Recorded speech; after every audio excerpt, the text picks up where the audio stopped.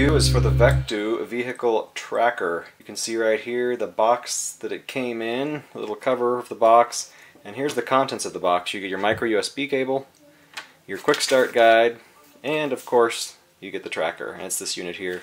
That's how big it is compared to my hand. I'm going to go ahead and go over a few of the features. I'll show you the app. Setup is really quite simple, just follow the start guide. I'm not going to go into that. It was really quite easy. Once you get the app, the Spenta app on your phone, things are pretty self-explanatory. Well, let me show you the unit real quick. This is it. It's got a plastic top. This is the button right here.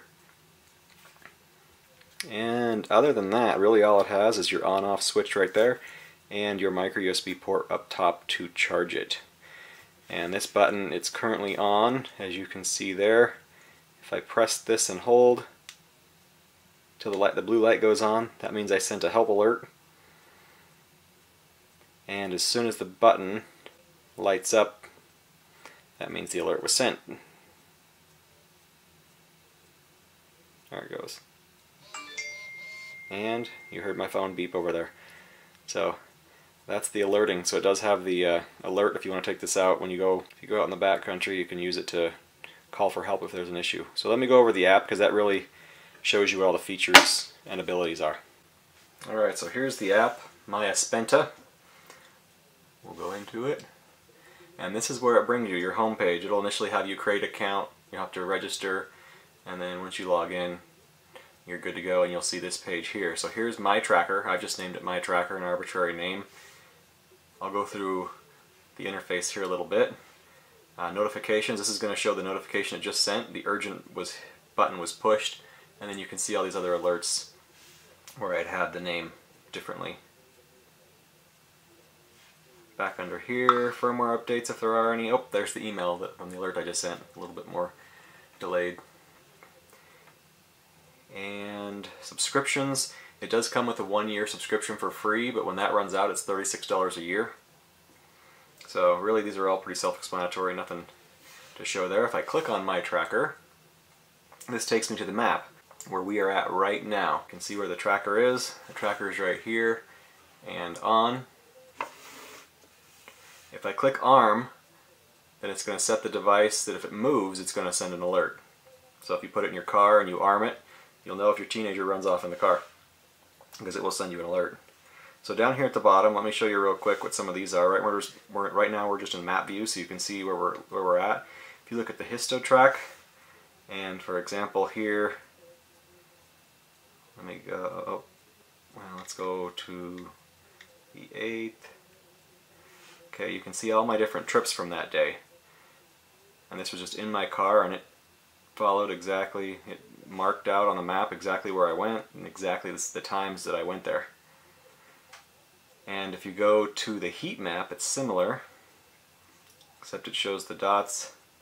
And I haven't seen it on the app, but if you actually log in, if I click on one of these dots, if you log in, it'll actually show the speed. If you go on from a web browser, it shows you the speed that they were going, or you were going from this heat map here. Now if I can also run reports, the start and end dates. So if I just run a report from the 8th, and we're going to do a report of all of it. If I hit submit, it runs that report, and you can see the normal speeds, and look, over the speed alert. And that's exactly where I had over the speed alert. So if you're wanting to keep track of someone in your car, your teenagers or whatever, you can set a max speed, and I'll show you where that's at, and it will alert you anytime they go over it, as well as a geofence. And then under manage here, this is where we set up those features. So you can get a heartbeat. If you click that, it will just tell you the battery and the time, and it'll kind of just ping the device and let you know the information about it at that time. I'll do it here so you can see it. Battery level 100%, and just gives you a feedback.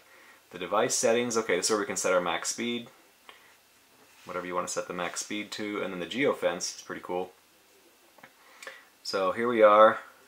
If we tap here, we can basically set a perimeter. Now the only downside here is it has to be a circular perimeter, but you can grab and tap here and move this anywhere. So if we want to set a fence here, say the high school is here, and I don't want my teen going somewhere, but I want to know if they leave that area or their friend's house.